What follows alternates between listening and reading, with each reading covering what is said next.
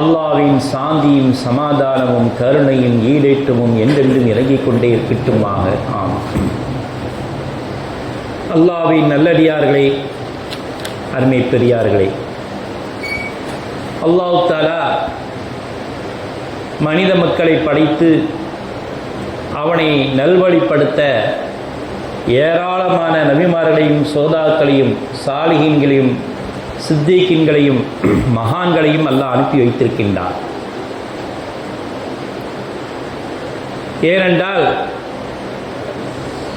அவன் படைத்த நோக்கம் நிறைவேற வேண்டும் என்பதற்காக வேண்டி, அவன் என்ன நோக்கத்துக்காக மனித சமுதாயத்தை படைத்திருக்கின்றானோ அந்த நோக்கம் நிறைவேற வேண்டும் என்பதற்காக வேண்டி இந்த மனிதர்களை நல்வழிப்படுத்த ஏராளமான நல்லோர்களை அல்லாஹ் தஆலா உலகத்திலே அனுப்பி வைத்திருக்கின்றான். ஆனால் மனித சமுதாயம் சீரழிப்பதற்காக வேண்டி ரெண்டு விஷயத்தை மேல்நாட்டுவாசிகள் மக்களிடமே பரப்பி வைத்திருக்கின்றார்கள். ஒன்று மது அருந்துதல், அதன் மூலமாக இளைய சமுதாயத்தை சீர்கெடுத்தல்.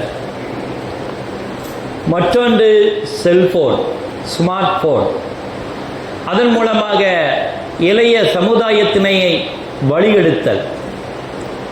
இந்த ரெண்டு விஷயங்களை கொண்டு இஸ்லாமிய மக்களை வழிகெடுத்து இறைவனுக்கும் அடியாருக்கும் உள்ள நேரத்தை தூரப்படுத்தி விட்டார்கள். நாம் நன்றாக சிந்தனை செய்து பார்ப்போம். தொழுகைக்காக குனிந்த நேரத்தை விட ஸ்மார்ட் போனுக்காக குனிந்த நேரம் எவ்வளவு? குர்ஆன் ஓதுவதற்காக வேண்டி குனிந்த நேரத்தை விட ஸ்மார்ட் போனுக்காக வேண்டி குனிந்த நேரம் எவ்வளவு என்பதை நாம் சிந்தனை செய்து பார்ப்போம். இந்த நேரத்தை கணக்கிட்டால் நமக்கும் இறைவனுக்கும் எவ்வளவு தூரமாக கடந்து வந்து விட்டோம் என்பதை நாம் சிந்தனை செய்து பார்க்க முடியும். திருவள்ளுவர் 2000 ஆண்டுக்கு முன்னாலே சொல்லிட்டார் இந்த செல்போனை பற்றி. அவர் தெரிஞ்சு சொன்னாரோ தெரியாமல் சொன்னாரோ, நம்ம அந்த அர்த்தத்தை எடுத்துக்கிட்டோம். தொட்டனை தோறும் மனுக்கேணி மாந்தருக்கு கற்றனை தோறும் அறிவு.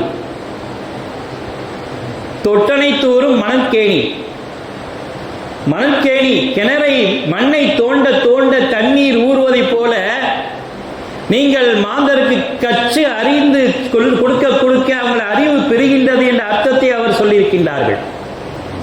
இப்பொழுது தொட்டனை தோறும் மணற்கேணி, செல்போனை தொட்டு தொட்டு தொட்டு தோண்டி தோண்டி எடுத்து நாங்கள் அதிலே நிறைய கற்றுக்கொள்கின்றோம், நிறைய விஷயங்கள் எங்களுக்கு தெரிந்து கொள்கின்றது என்று மாந்தருக்கு கற்றனை தோறும் அறிவாக இந்த செல்போன் செயல்படுகின்றது என்று இப்பொழுது விளக்கம் கொடுக்க முடிகின்றது.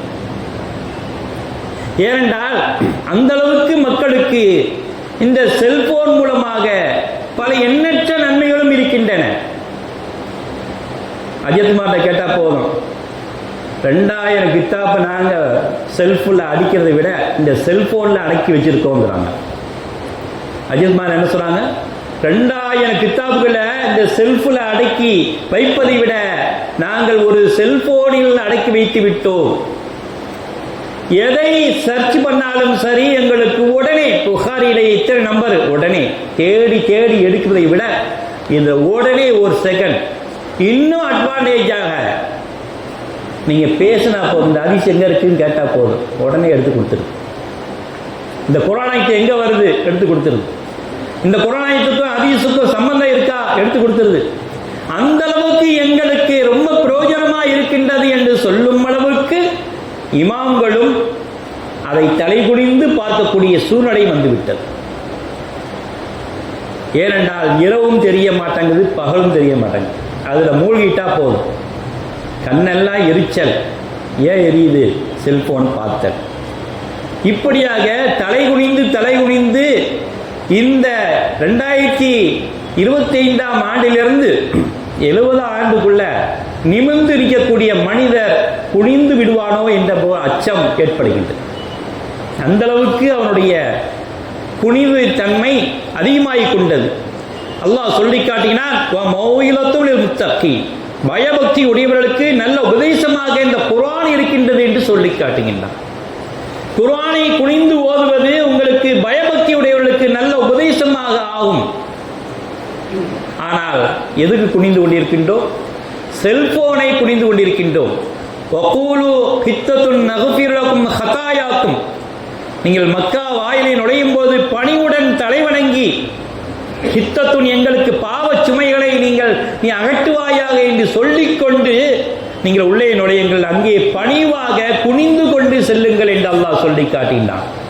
ஆனால் நாம் எங்கே பணிந்து கொண்டிருக்கின்றோம்? செல்போனுக்கு அடிபணிந்து குனிந்து தலைவணங்கி கொண்டிருக்கின்றோம் பல மணி நேரமாக. ஒரு பள்ளியாசல்ல ஜும்மா நடந்துகிட்டு இருக்கு, ஒரே செல்போன் சவுண்டு கேட்டுக்கிட்டே இருக்குது. ஜமாத்தான்னா ஒன்று கூடி வரவங்க செல்போனா எடுத்து டோக்கன் கொடுத்து அவங்களுடைய நம்பரை ஒதுக்கி வச்சுருங்க, அதுக்கு ஒரு ஆள் நியமிச்சிருங்கன்ட்டாங்க. எல்லாரும் வரவங்கன்னா செல்போன் வச்சுட்டாங்க. இமாமும் செல்போனை கொடுத்தார். இமாம் பயன் பண்ணி கொண்டே இருக்கின்றார். ஒருத்தரும் கவனிக்கல. ஐயோ என் செல்லு என்னாச்சுன்னு தெரியலையே, என்னென்ன ஃபோன் வந்ததோ மெசேஜ் வந்ததோ, திரும்பி பார்க்குறாங்க, பையை தடவுறாங்க, கையை தடவுறாங்க. இப்படியே உங்க ஆக்ஷன் செல்போன்லேயே தான் இருக்கின்றது. இமாமை பார்க்கும்போது பயான் ஓட மாட்டேங்குது. நம்ம செல்போன் யாரோ தூக்கி போயிடுவாங்களோ, மாறி போயிருமோ. அவர் ஒன்றை சொல்றது ஒன்று ஒன்றா உழப்புறார். பார்த்தாங்க, இது சரிப்பட்டு வராது, இப்படி செய்வது சரிப்பட்டு வராது என்று அதை அப்படியே நீக்கிவிட்டார்கள். செல்போனுடைய அவசியம் நமக்கு ஊர்வா மாதிரி இருந்தால் போதும், அது சாப்பாடு மாதிரி ஆகிட்டோம். செல்போனை ஊர்வா மாதிரி தொட்டுக்கிறது, சாப்பிடும் போது ஊர்வா மாதிரி தொட்டுக்கிடணும். ஆனா இப்ப என்ன ஆயிடுச்சு? சாப்பாடு மாதிரி, அதுதான் சாப்பாடு, அப்படி ஆயிடுச்சு. எதுக்கு சொல்கின்றோம் என்றால் குடும்பத்தை பிரிக்கின்றது. பாப்பா ஒன்று சொன்னா, நான் பார்த்துக்கிட்டு இருக்கேன்ல, வேலையை பாருங்க. எதை சொன்னாலும் சரி, குனிந்த தலையை நிமிர மாட்டோம். அந்த காலத்தில் பெண்கள் குனிந்த தலையை நிமிர மாட்டார்கள் என்று சொன்ன காலம் பெண்களுக்கு. இப்பொழுது குனிந்த தலையை நிமிர மாட்டோம் என்று சொல்வது ஆண்களுக்கு. ஆண்களுக்கும் பெண்களுக்கும் சரி, ரெண்டு பேரும் கீழே குனிஞ்சாச்சுன்னா முடிஞ்சு போச்சு. ஒரு சஹாபி தொழுது கொண்டே இருக்கின்ற பொழுது பறவைகள் பறந்து கொண்டு குறுக்க ஓடிக்கொண்டே இருக்கின்றது. ஏன் நம் தொழுகும் போது இந்த பறவைகள் இடைஞ்சல் செய்கின்றதை பார்க்கும்போது நம்முடைய தோட்டம், பக்கத்தில் உள்ள தோட்டத்தில் கனி வர்க்கங்கள் இருப்பதன் காரணமாக பல பறவைகள் பறந்து கொண்டிருக்கின்றன. உடனே அந்த தோட்டத்தையே அழித்தொழிக்கின்றார்கள். எனக்கு தொழுகைக்கு இடைஞ்சலா இருக்கக்கூடிய இந்த தோட்டம், இந்த பறவைகள் இனி இருக்கக்கூடாது. பறவைகள் இருக்கலாம், தோட்டம் இருக்க இந்த போகின்றதான பறவைகள் வருகின்றன, தோட்டத்தை அழித்து விடுகின்றார்கள். ஒரு தொழுகைக்கு இடைஞ்சலா இருக்கக்கூடிய ஒரு பறவைக்கு அவர்கள் எவ்வளவு இது பண்ணுகின்றார்கள் பார்த்தால், பல தொழுகைக்கு இடைஞ்சலா இருக்கக்கூடிய செல்போன் தொழுகைக்கு என்று இருக்கும் பொழுதே எடுத்து பார்த்துட்டு ஆஃப் பண்ணி உள்ள வைக்கிறது. 2 தடவை 3 தடவை அசைஞ்சாலே தொழுகை பாத்திலாய். ஒரே தடவை இப்படி அது எடுக்கிறதுக்கு ஒரு கை, கொண்டு போறதுக்கு பார்க்கறதுக்கு 3 தடவை அசைவாயிடுச்சு, தொழுகையை பாத்திலாய். ஏனென்றால் தொழுகை அந்த அளவுக்கு முக்கியத்துவம் உள்ளதா இருக்கின்றது. அதை நாம் பின் தள்ளி விட்டு விடுகின்றோம். மூசா அலைஹிஸ்ஸலாம் காலத்திலும் ஒரு செல்போன் இருந்தது. மூசா அலைஹிஸ்ஸலாம் காலத்திலும் செல்போன் இருந்தது. எப்படிப்பட்ட செல்போன்? கையில் வைத்திருக்கின்ற அசா, இந்த அசா கம்பு இருக்கின்றது அல்லவா, அதுதான் அந்த காலத்தில் அவர்கள் வைத்திருக்கின்ற ஸ்மார்ட் போன். அதில் 2 கொம்பு இருக்கும். ஷுஐப் அலைஹிஸ்ஸலாம் அவரை காணுவதற்காக வேண்டி மூசா அலைஹிஸ்ஸலாம் அவர்கள் செல்கின்றார்கள். அவரிடம் ஒப்பந்தம் போடுகின்றார்கள், உங்களிடம் 8 ஆண்டுகள் வேலை செய்கின்றேன், சரி வேலை செய்து கொள். என் அறைக்குள் 40 அசா குச்சிகள் இருக்கின்றன, 70 அசா குச்சிகள் இருக்கின்றன. அந்த 70 அசா குச்சிகளில் ஒன்றை எடுத்து வா என்று சொல்லுகின்றார்கள். மூசா அலைஹிஸ்ஸலாம் உள்ள போறாங்க, ஒரு அசா கம்பை எடுக்கிறாங்க, வராங்க. ஏன் இந்த கம்பை எடுத்தீங்க? இது மலக்குமார்கள் என்னிடம் ஒப்படைத்த அமானவியமான பொருள், இதை வைத்து விட்டு வேற கம்பு எடுத்துவாங்க. வச்சுட்டு வேற கம்பு எடுக்கிறாங்க, அதே கம்பு தான் வருது. இப்படியாக பல 7 தடவை உள்ளே போயிட்டு வருகின்றார்கள். கடைசி இதுதான் என் கையில கிடைக்குது, வேற எதுவும் வரமாட்டேங்க.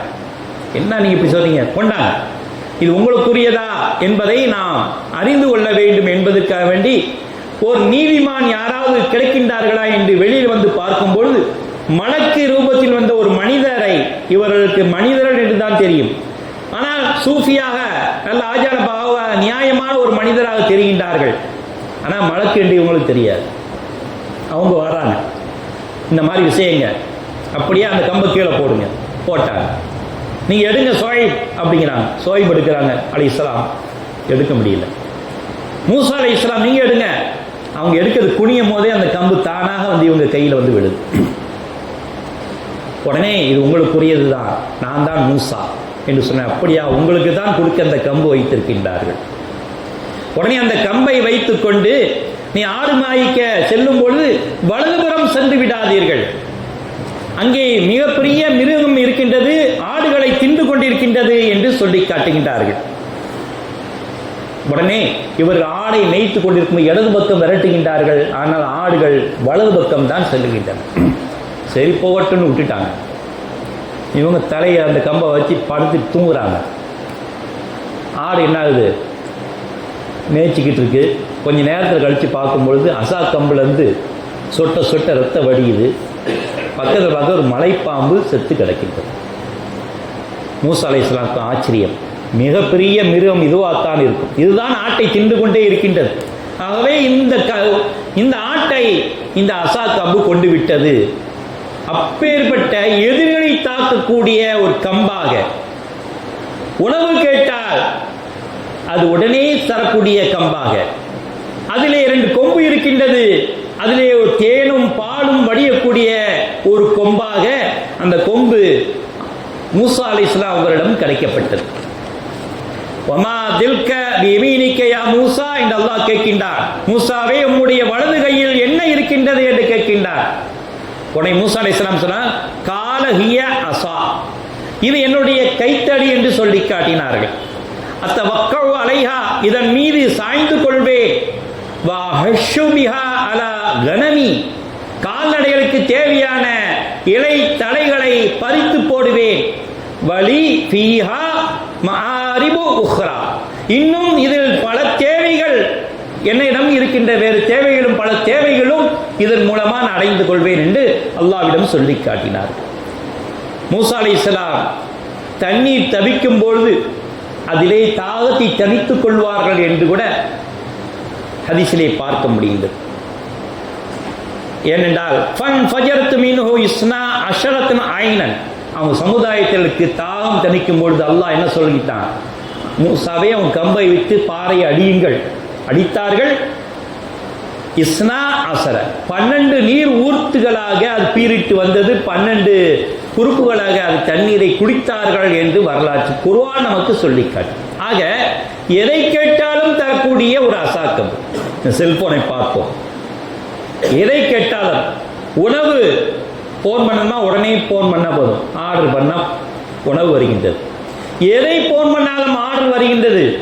என்ன தேவை கிடைத்தாலும் நமக்கு கிடைத்து விடுகின்றது. ஒரு ஆளிடம் ஒரு ஆள் பேச வேண்டுமா, விமானம் டிக்கெட் எடுக்க வேண்டுமா, எல்லா விஷயங்களும் இது கிடைத்து விடுகிறது. அதைத்தான் பெருமானார் ரசூலுல்லாஹி கரீம் ஸல்லல்லாஹு அலைஹி வஸல்லம் அஸா கம்பை பற்றி சொல்லி காட்டினார்கள். இடம் விட்டு இடம் நகரக்கூட மூசா அலைஹிஸ்ஸலாம் அந்த கம்பிலே ஏறி இடம் விட்டு இடம் நகருவார்கள். களைப்பு தீர கட்டிலாய் படுத்துக் கொள்வார்கள். இருட்டாய் இருந்தால் அது வெளிச்சம் தரக்கூடிய அசா கம்பாக ஒளிரும். ஒரு கொம்பில் சூரிய வெளிச்சமும் ஒரு கம்பில் சந்திர வெளிச்சமும் வெளிச்சம் கொடுக்கும். தாகம் தணிக்கும் ஊற்றாக, தரையில் அடித்தால் மண்ணிலிருந்து உணவு கிடைக்கக்கூடிய ஒரு கம்பாக அந்த கம்பு இருக்கின்றது என்று சொல்லி காட்டினார்கள். கனி வகைகள் கிடைக்காத காலத்தில் கூட கனி வகைகள் கிடைக்கும் என்றால் அந்த கம்பை ஊனுவார்கள். உடனே அதில் செடியும் கனிகளும் காய்த்து தொங்கும் என்று சொல்லி காட்டினார்கள். அவர்கள் ஊன்றுகோலாகவும் படுக்கும் கட்டிலாகவும் நறுமணம் வேண்டுமென்றால் அந்த கம்பை தழுவுவார்கள், நறுமணம் வரும், மேலிலே பூசிக்கொள்வார்கள். பயணம் செய்ய கடல் ஆறு குறுக்கிட்டால் அடிப்பார்கள், பாதை அகன்றுவிடும். அதன் 2 கிளைகளிலும் தேனும் பாலும் ஓர்கின்றது. எதிரிகள் யாராவது தொல்லைப்படுத்தினால் அந்த கம்பை ஏவி விடுவார்கள், கம்பு இரும்பாக மாறி எதிரிகளை அழித்து விடும் என்று சொல்லி காட்டுகிறேன். ஆடு மாடுகளுக்கு இலைதலை பறிப்பது, பள்ளம் மேடுகளை கடக்க அந்த கம்பு உதவுகின்றது. பிரயாணத்தின் வழி தவறிவிட்டாலோ GPS மாதிரி வழிகாட்டக்கூடிய ஒரு கம்பாக அந்த கம்பு மூசா அலைஹிஸ்ஸலாம் அவர்களுக்கு உதவுகின்றது. பாதையில் பயங்கரமான மிருகங்கள் வந்தாலும் சரி, நச்சு பாம்புகள், நச்சு விஷக்கிருமிகள் வந்தாலும் சரி, உடனே அடித்து விரட்டக்கூடிய கம்பாவும் பொருள் சுமக்கும் சுமை தாங்கியாகவும் இந்த கம்பு உதவி கொண்டே இருக்கின்றது என்று அப்துல்லா இப்னு அப்பாஸ் ரலியல்லாஹு அவர்கள் இதை பற்றி 70 அற்புதங்களை பற்றி எழுதியிருக்கின்றார்கள். நிறைய விஷயம் நாம் சொல்ல போனால் மூசா அலைஹிஸ்ஸலாம் அவருடைய கம்புக்கும் நம்முடைய செல்லுக்கும் எவ்வளவு வித்தியாசம் இருக்கின்றது. அது உணவு தருகின்றது. மூசா அலைஹிஸ்ஸலாம் கம்பு நம்ம செல்போன் உணவு ஆர்டர் பண்ணுகின்றது. பேச்சு துணைவிக்கு அது பேசுகின்றது. மூசா அலைஹிஸ்ஸலாம் அவர்களுக்கும் பேச்சு துணையாக இருந்திருக்கின்றது. பயணத்துக்கு உதவுகின்றது. அதுவும் பயணம் உதவுகின்றது. கப்பலிலாலும் சரி, விமானமாக இருந்தாலும் பறக்க உதவுகின்றது டிக்கெட் மூலமாக. இப்படியாக அந்த காலத்திலே மூசா அலைஹிஸ்ஸலாம் வைத்திருந்த அசா கம்பு ஸ்மார்ட் போனாக செயல்பட்டது. இந்த காலத்தில் நம் கைகளிலே தவழுகின்றது. ஆக அருமை பெரியவர்களே, இந்த ஸ்மார்ட் போன் நன்மைக்கு நன்மையாகவும் தீமைக்கு தீமையாகவும் இருக்கின்றது. அந்த தீமையை அகற்றி விடுவோமாக. கண்கள் மறுமையிலே சாட்சி சொல்லக்கூடிய கண்கள், நான் நல்ல விஷயங்களை பார்த்தேன் என்று நமக்காக சாட்சி சொல்ல வேண்டும். நல்ல செய்திகளை கேட்டேன் பார்த்தேன் என்று நமக்காக சாட்சி சொல்ல வேண்டும். நாம் அறிவியல் கண்டுபிடிப்பு நமக்கு பிரயோஜனமாக இருக்க வேண்டும். இம்மைக்கும் மறுமைக்கும்.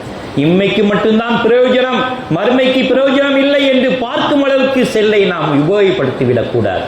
ஏனென்றால் உலகத்திலே கரடு முரடான பாதைகளும் இருக்கின்றன, கரடு முரடான மனிதர்களும் இருக்கின்றார்கள். செல்போனிலும் அதே போல்தான் கரடு முரடான செய்திகளும் கரடு முரடான காட்சிகளும் நல்ல வித காட்சிகளும் இருக்கின்றன. எதை தேர்ந்தெடுத்து நாம் பயன்படுத்துவோமோ அப்படி பயன்படுத்தினால் இம்மைக்கும் மறுமைக்கும் நாம் ராஜாவாக இருக்கலாம். அப்படிப்பட்ட ராஜாவாக ஆக அல்லாஹ் தஆலா இன்றென்றும் நமக்கு கிருபை புரிவானாக. யா அல்லாஹ், இந்த உலகத்திலே நாங்கள் கெட்ட செயல்களை விட்டும் தவிர்ப்பாயாக. யா அல்லாஹ், மறுமை நாள் நெருங்க நெருங்க எப்படிப்பட்ட உபதானம் பெருமானார் ரசூலுல்லாஹி ஸல்லல்லாஹு அலைஹி வஸல்லம் எங்களுக்கு சொல்லி காட்டியிருக்கின்றார்கள். 2 பக்கமும் முட்காடுகள், அந்த நடுப்பாதையிலே ஒத்தையடி பாதையில் எவ்வளவு கவனமாக நடப்பீர்களோ அவ்வளவு கவனமாக கியாமத் நெருங்க நெருங்க நீங்கள் நடந்து கொள்ளுங்கள் என்று பெருமானார் ரசூலுல்லாஹி ஸல்லல்லாஹு அலைஹி சொல்லி காட்டினார்கள். இந்த பக்கம் லேசா உரசினாலும் முட்கள் தைத்துவிடும், இந்த பக்கம் லேசா உரசினாலும் இந்த கை முட்கள் உரசிவிடும். அப்படிப்பட்ட 2 பக்கம் உள்காடுகளில் மத்தியிலே ஒத்தையடி பாதையிலே நீங்கள் கவனமாக எப்படி செல்வீர்களோ அப்படி இந்த உலகத்திலே மறுமை நாள் வரை நீங்கள் கவனமாக செல்லுங்கள் எங்களுக்கு உபதேசம் செய்தார்களோ பெருமானார் ரசூலுல்லாஹி ஸல்லல்லாஹு அலைஹி அவர்கள். அப்படிப்பட்ட உபதேசப்படி எங்களை வாழ வைப்பாயாக. வாஹிர் அல்ஹம்துலில்லாஹி ரப்பில் ஆலமீன். பாரக்கல்லாஹு لنا ولكم القرآن الحكيم ونفعنا إياكم بالآيات والذكر الحكيم إنه تعالى جواد كريم رب كريم.